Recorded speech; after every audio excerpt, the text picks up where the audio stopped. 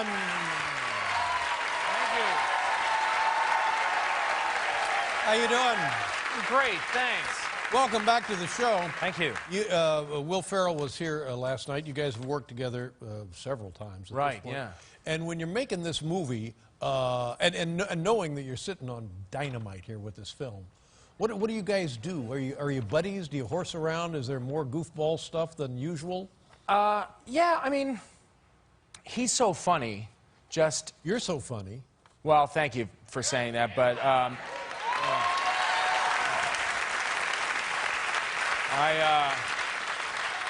I'm just happy to be invited to the party, in all honesty. Now, there's this, it was shot, I learned this, majority of the film was shot in Atlanta. That's right, yeah. But you think you're looking at New York City. Yeah. And then there's the big, there's a scene, I don't want to reveal much about the show because, well, people will go anywhere. Anyway, but there's a fight, big fight scene. Now, where does that take place? Where did you actually shoot that? Right in the center of Atlanta. Okay, but we think in the movie it's New York. Yeah. And it's a park, I don't know what park. Well, it isn't Central Park. I think it might be, I don't know, Bryant. Bryant No, Park? it's not even Bryant Park. It might be, it's by the, thank you, Centennial Park. Centennial Park. Centennial Park. I know that we're by the Flatiron Building. Yeah, that's right. I Park forget aficionados. But when you're shooting like that in Atlanta, I would think that would be a big deal. And are a lot of distractions while you're shooting? There are. First of all, people are annoyed because the traffic is terrible anyway, and we're holding it up. Oh. So a bit of the novelty wears off, and tempers can be short. We were shooting there one time, and we were in this park for a few days, and there was a commotion, and there was a fight broke out. No, wait a minute. You're filming a fight. Yeah. And then another actual But this was a real one. A real fight. It was a real fight.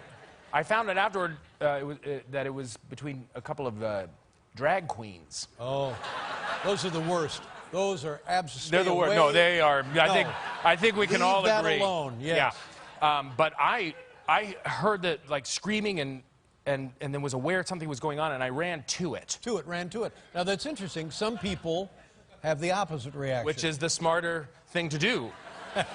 But you went over there thinking, ooh, this could be something. I thought, what's going on? Yeah. I want to see. And so I took off toward the fight, and I completely forgot that in a prop in the film, I was carrying a .357 Magnum.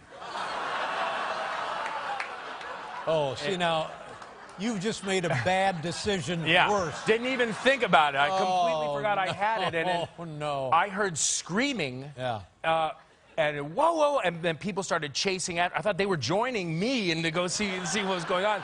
And I had a group of cops and security guards say, whoa, whoa, whoa, and grab. And then I realized that, oh, yeah, no, I probably shouldn't run toward a fight carrying a... I'm brandishing a firearm gun. here. Yeah. And what became of the tussle between the drag queens? You know what? I think they worked it out. I don't really. You know, I never followed up. I'm going to think they did too. Yeah. So, I don't know. No. You're born right in the middle of the country in Overland Park, Kansas? That's right. Yeah. And you live here? I live in the city. You live in the city. But you also have like a little retreat upstate. Yeah. And when people say that, it always sounds magical to me. I think it's because New York State is beautiful. It is very beautiful. Gorgeous. And you get to spend a lot of time there with your family? I do, yeah. I mean, we try and go on weekends, or if we have time off, we'll go up there. And I do love it. It's nice to have the city and then also get a little, trees and nature. Yeah. But we've had it for a few years, and nature's kind of disgusting in that there's just animals everywhere. Well, I don't know that I mean, that's part of the experience. The appeal. Yeah. But mice are, I had rodents, mice, and you kind of get accustomed to a little bit. But one time, when we weren't there, a squirrel got in the chimney, and I didn't close the flue, and it just like chewed up everything. And then we couldn't find it.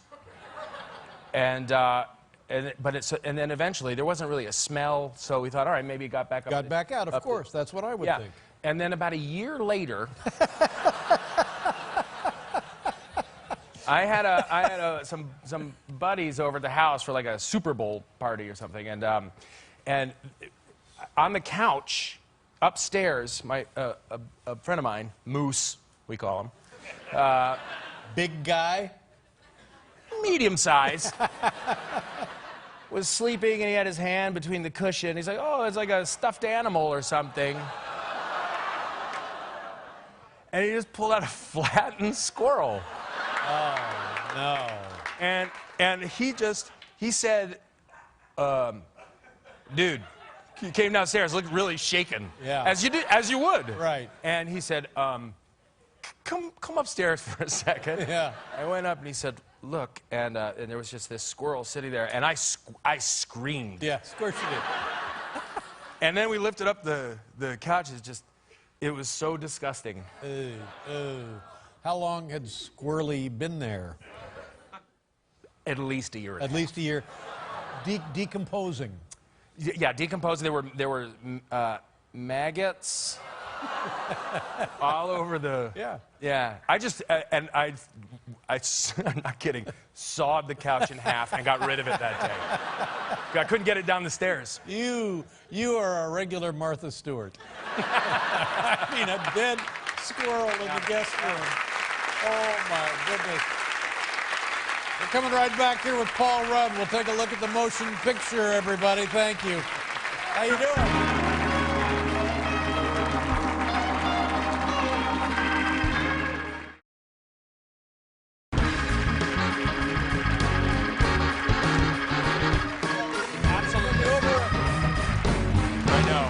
Yeah, buddy. How are the kids doing? Everybody good? They're great. Yeah. You have a son playing soccer. Pretty good soccer player. He doesn't really get into soccer so much.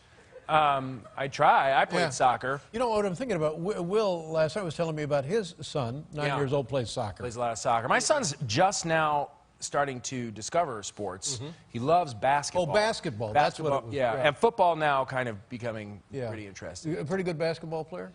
Yeah, he's got a shot, but he's obsessed with it. And he'll watch YouTube, and he'll watch players. He knows all of the stats and everything. But college, professional, doesn't make any difference? It doesn't make any difference. And also older, like, from the 60s, 70s. Oh. But he's so into watching their reactions. He watches the slam dunk competitions. He sees all the showboating. So I watch him play now, and he'll make a shot, and then he's just like, "There's Dwayne Wade," and he does all of the, and then the rest of the game goes on. He's not even on defense. He's just going like this, and I go, get your head in the game, man. Get back there. You got to have a talk with him about that. Yeah, he's way more interested in that. Now the movie Anchorman 2. This will make $1 billion. The first one made like $500 million. And like I said, it must be fun, especially to work on a movie that is, to use a coin of phrase, slam dunk that you mentioned. And what are we going to see here, Paul? Well, you play you're the reporter. Right, yeah, Brian Fantana. Right, and you...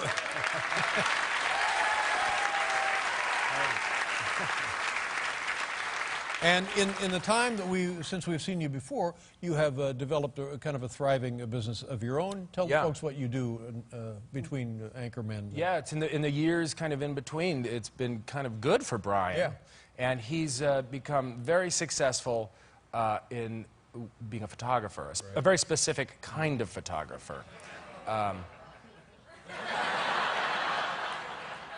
And so we're in that kind of, as they get the band back together kind of thing, we learn a little bit about. Is that what we're going to see here now?